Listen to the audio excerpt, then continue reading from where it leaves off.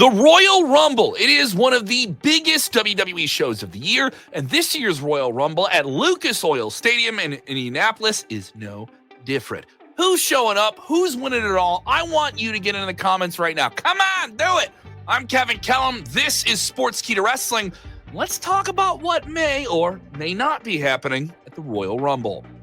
The Women's Royal Rumble has a lot of possibilities in it for some big surprise returns and to set up, obviously, everything with WrestleMania. As they do more Women's Royal Rumbles, it tends to be, as we've seen the past couple of years, that the Women's Rumble match can be better afterwards than the men's match. We've seen it at least the past few years.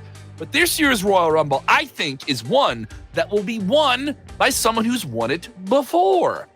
Bianca Belair. That's right. Bianca Belair winning this could set up the recently reported big match. The two biggest people in her class coming up at NXT were her. Yeah, she went there. Rhea Ripley. That report came out recently. The dots would align for that to be a big match this year at WrestleMania. You win the Rumble, you get a big title match at WrestleMania. It would also allow for an interplay of those storylines with her and Naomi and the tag team titles. And the Jade Cargill situation. Let's get into the Jade Cargill situation. If Jade is cleared to compete, her returning at the Royal Rumble would lay up, all right, who actually attacked her. We can maybe, I don't think, find out at the Rumble. That would be skipping ahead a little bit too much. You have 3-hour episodes of SmackDown. You can cover that somewhere there. But her showing up and returning at the Royal Rumble would kind of set up the anticipation to find out who did those things. Other people that could show up in the Women's Royal Rumble match. We know that Charlotte Flair is coming back. This will be her big return. That's been advertised. But the man, Becky Lynch, that's right. They're not advertising her, but it is all but expected she could show up at the Royal Rumble. Recent TNA Knockouts Women's Champion, who is reportedly joining the WWE fold, Jordynne Grace. She was in the Royal Rumble before as a TNA Impact Knockouts Champion. Now she would be crossing the line. Obviously, the partnership between TNA and WWE is there, but this would be Jordynne really getting the call up to the main roster with WWE. So that would be significant. AJ Lee. Her name is out there. Her husband's in WWE.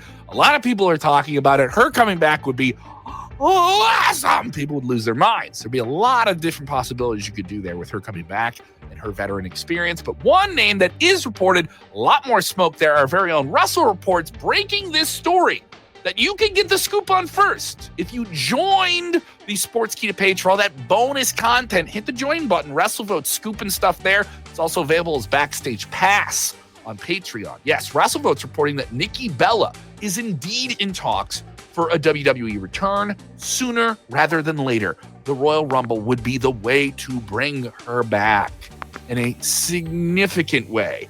So yeah, that's a possibility.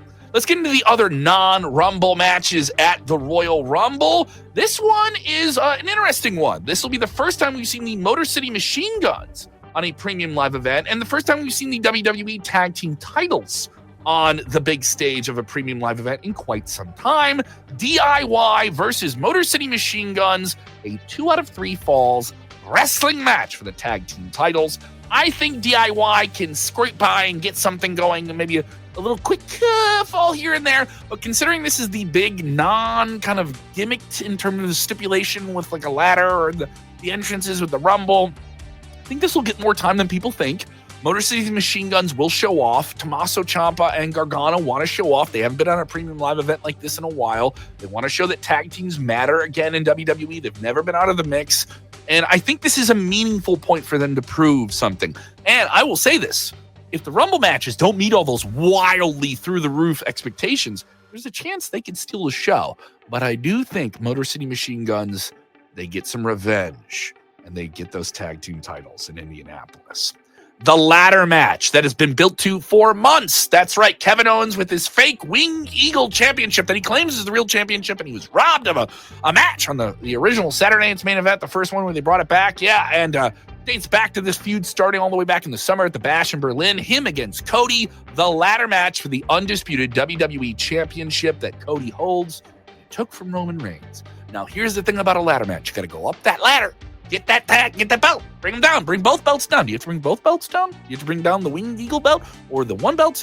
Maybe do we have a disputed finish? There's a possibility there. But if you win a ladder match, you don't have to pin anyone. So Cody could lose the title here. and not get pinned. Here is where I say shenanigans begin. Royal Rumbles are always about the big returns in the Rumble match itself. What if we get a big return outside of the Rumble? Randy Orton is in this storyline. Randy Orton showing up in the Rumble. You think he's going for Kevin Owens because Kevin Owens laid him out with that big package pile driver, right? No. He turns on Cody, shoves Kevin Owens off the ladder, and Cody thinks he's just going to go up there and get his belt. No.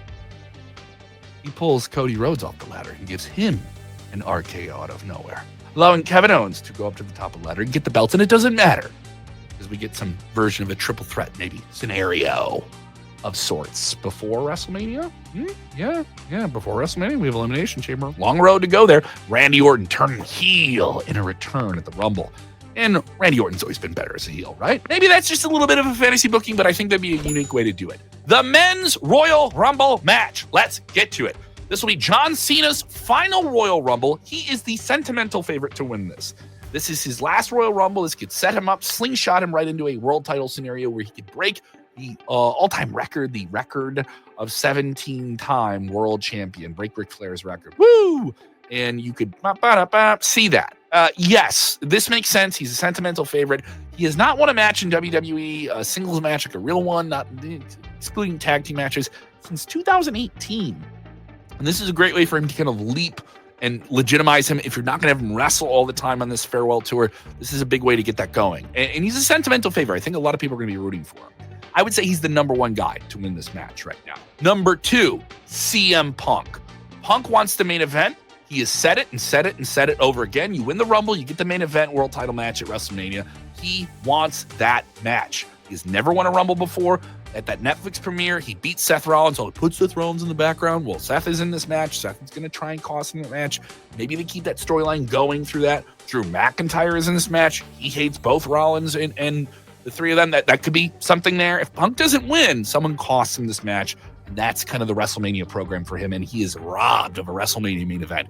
He has put some water on that fire of doing the WrestleMania main event thing, but I think it's still in his blood boiling to get it. Him winning a Rumble, the crowd would pop. The third most likely person to win this Rumble match, for me, is the Big Dog. Yes, I'm just going to still call him the Big Dog. The original Big Dog.